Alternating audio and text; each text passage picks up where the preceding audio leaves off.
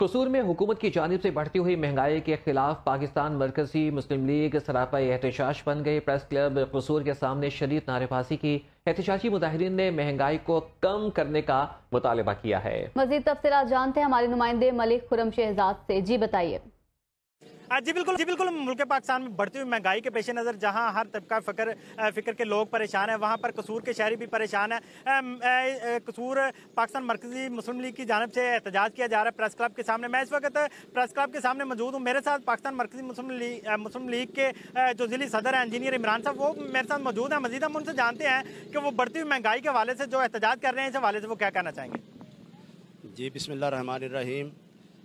اس موجودہ حکومت نے پاکستان کے اندر مہنگائی کے اضافے کی انتہا کر دی ہے۔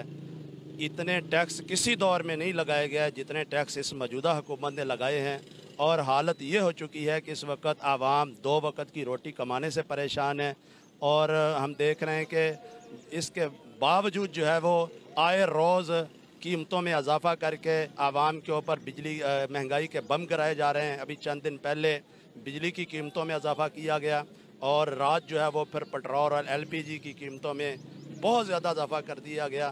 تو جب پٹرول مہنگا ہوتا ہے تو ہر چیز ملک کے اندر مہنگی ہو جاتی ہے، تو گویا اب عوام کے پاس جو جینے کا حق کا وہ بھی ان سے چھینا جا رہا ہے۔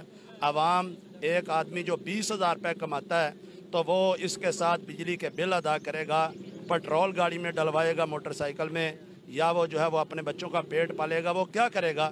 تو ہم حکمرانوں سے اپیل کرتے ہیں کہ یہ ظالمانہ فیصلے ہم سمجھتے ہیں صرف IMF کو راضی کرنے کے لیے، مغربی آقاؤں کو خوش کرنے کے لیے کیے جا رہے ہیں۔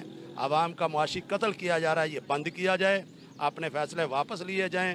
اگر ایسا نہ کیا گیا تو پاکستان مرکزی مسلم لیگ ملک بھر میں جو ہے وہ بڑی احتجاج کی کال دے گی۔